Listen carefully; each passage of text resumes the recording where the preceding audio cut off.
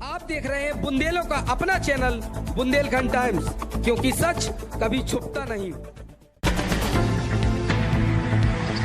अभिवादन स्वीकार कीजिए दीपक वाजपेयी का।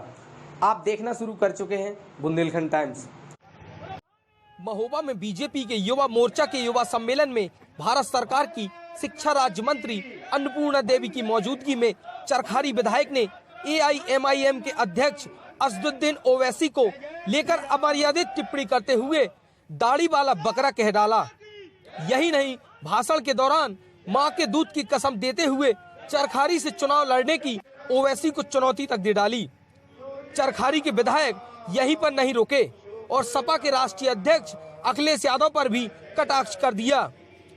वहीं इस मौके पर भारत सरकार की मंत्री ने अखिलेश यादव के सपने में भगवान कृष्ण के आने पर के सवाल पर निशाना साधते हुए कहा कि जब मौका मिला था तब काम नहीं किया और जब असंभव को संभव बीजेपी ने कर दिखाया, अयोध्या काशी के बाद अब मथुरा की बारी होगी।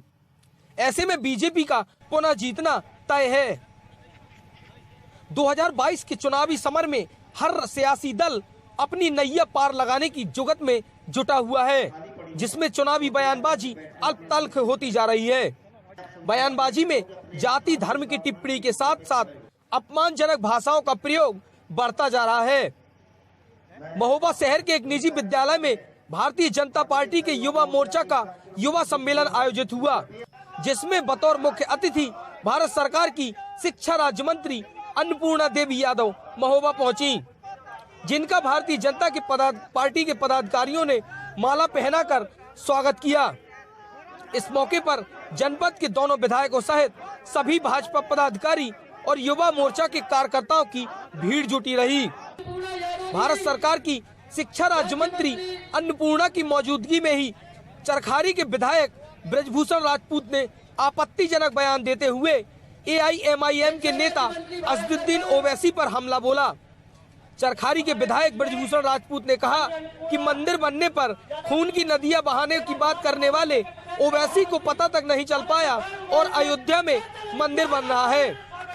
काशी में भोलेनाथ का भव्य कॉरिडोर बन चुका है और अब मथुरा की बारी है। चरखारी के विधायक यही नहीं रुके और उन्होंने ओवैसी पर आपत्तिजनक बयान देते हुए कहा कि दाढ़ी वाला बकरा जो बार बार हम हिंदुओं को धमकी देता है, उसे सबक सिखाना है। उत्तर प्रदेश में आकर कह रहा था कि मोदी जी हिमालय, योगी जी मठ चले जाएंगे, तो मैं उससे कहता हूं कि बेटा ओवैसी, तेरा बाप गुड्डू राजपूत अभी बाकी है और अपनी मां का दूध पिया है तो चरखारी विधानसभा से चुनाव लड़के देख ले, तो उसे पता चल जाएगा। महोबा की कहावत एक को मारो दो मर जाए, तीसर खौफ खाए मर जाए कहते हुए कहा कि एक ओवैसी को मारना है, दूसरा खौफ में अखिलेश है और तीसरी तो प्रचार में ही नहीं निकली। इस बार बीजेपी 350 से अधिक सीट ला रही है। गुंडों माफियाओं के बड़े बड़े होटल और अवैध मकान बनवाए थे, उनके ऊपर भी योगी जी ने बुलडोजर चलाने का काम किया है, इसलिए कुछ लोग उन्हें बुलडोजर बाबा कहने लगे हैं।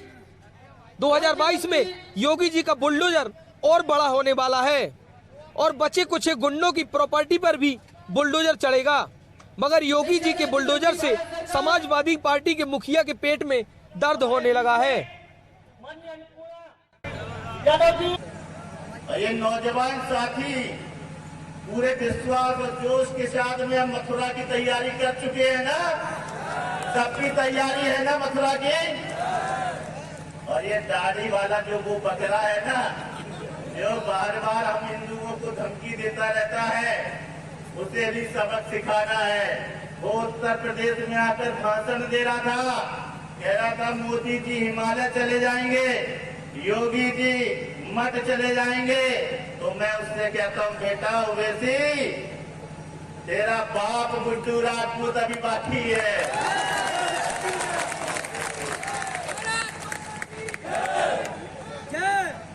और उसने अगर अपनी माँ का दूध पिया है तो चरखारी विधानसभा से चुनाव लड़के देख ले, उसे पता चल जाएगा।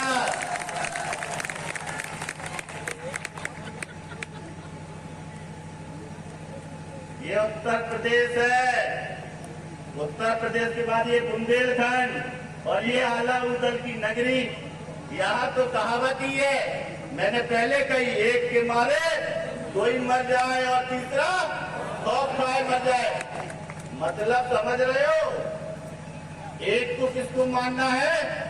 ओवैसी मारा, दूसरा खौफ में अखिलेश जी है, और तीसरी तो प्रचार में ही नहीं निकल रही। तीसरा दल वाला तो अभी प्रचार में ही नहीं निकला। यादव कह रहे हैं कि हमारे सपने में भगवान श्री किरण आए थे और कह रहे थे यूपी में इस बार सपा की सरकार बन रही है। क्या कहेंगी? इसलिए हमने कहा कि जब अवसर मिला, जब मौका मिला, उस समय काम उन्होंने नहीं किया। आज जब असंभव को संभव बनते जब वो देख रहे हैं, चाहे हम अयोध्या राम मंदिर की बात करें, काशी कॉरिडोर की हम बात करें, अब आने वाला समय मथुरा का ही है, तो निश्चित रूप से ये आम जन के मन में ये भाव है कि असंभव को संभव सिर्फ और सिर्फ भारतीय जनता पार्टी यानी योगी जी, मोदी जी के नेतृत्व में ही हो सकता है। बुंदेलखंड टाइम्स के लिए महोबा से मनीष चौरसिया की रिपोर्ट। बुंदेलखंड